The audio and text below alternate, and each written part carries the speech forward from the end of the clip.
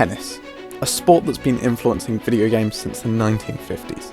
In the 1970s, the hugely influential and famous tennis game Pong was developed by Atari, significantly increasing the popularity of arcade games.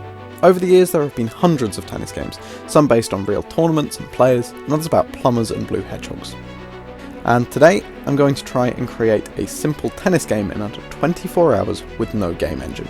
For this challenge, I've decided to use Processing, which is a graphics and game development library built on top of Java.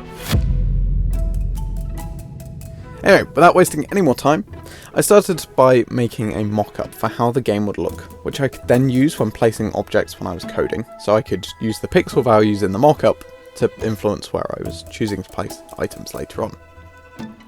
I then moved on to coding the basic window setup and creating the player class.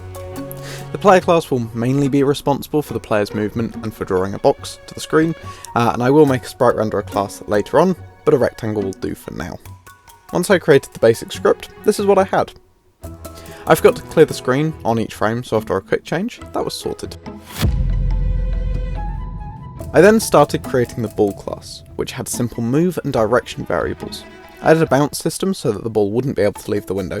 Then it was time to test the code, and that didn't work.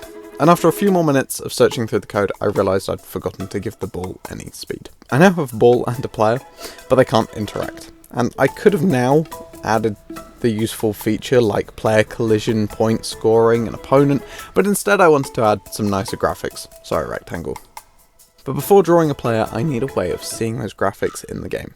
So I wrote a sprite renderer script. I decided to put this in its own class so that then I could reuse it on the opponent as well as the player. Once that script was written, I needed to add some graphics that could actually be seen on the screen. I'm still learning pixel art, so my first attempt was really janky, so I deleted that guy and drew a new one. It's not perfect, but I'm quite happy with it. Then I imported the sprite into the project.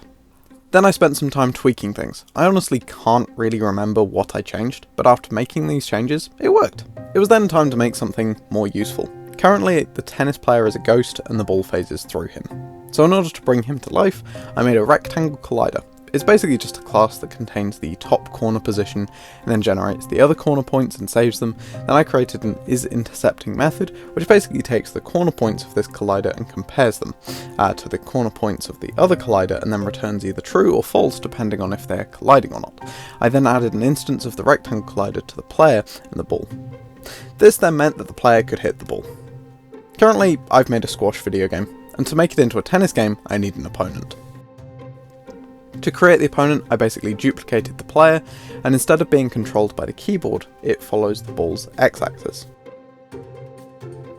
The opponent is now always where the ball would be, which is a slight issue, but I put that on the list of issues for future me to fix, along with giving the opponent collisions. Instead of adding those important features, I decided to make the game look even better by adding some more graphics.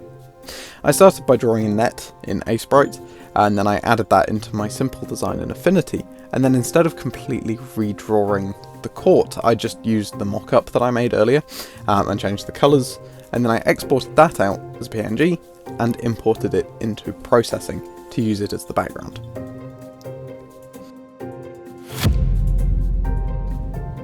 It was now finally time to add a collider to the opponent. I basically just copied the code from the player and slapped it on the opponent. I then also played around with a new movement method for the opponent so that it wasn't impossible to win, but I didn't do that very well as it was still impossible to win and it was now an infinite loop. I then spent some more time tweaking the code and somehow I made it worse. Like, where are you off to? Anyway, I fixed that eventually. I also added a new return system for the ball so that it went from one side of the court to a random point on the other side's baseline, so that it wasn't bouncing off the corners of the screen. And then somehow I completely broke the opponent by giving the player a hat. I don't even know how that happened. I fixed that, and then I tried to add a margin of error to the opponent, but that led to some more issues, as he would then completely miss the ball most of the time. So I spent more time dialing in the values. I also went to sleep during this time, and didn't work on the game until later on in that morning. After creating a working player, ball and opponent, I added the finishing touches with the score system, and I also changed some of the values for the player and the ball speed, and with that, the game was done. I managed to finish the game with 2 minutes remaining, technically. I obviously didn't work on this non-stop over the 2 days, as I needed to eat, sleep and go outside from time to time, but I'm very happy with how this project came out. And I've spent way too long playing it, and if you want to, you can too. I've posted it on my itch page. Yeah, anyway, I hope you enjoyed this video. Subscribe for more. See ya!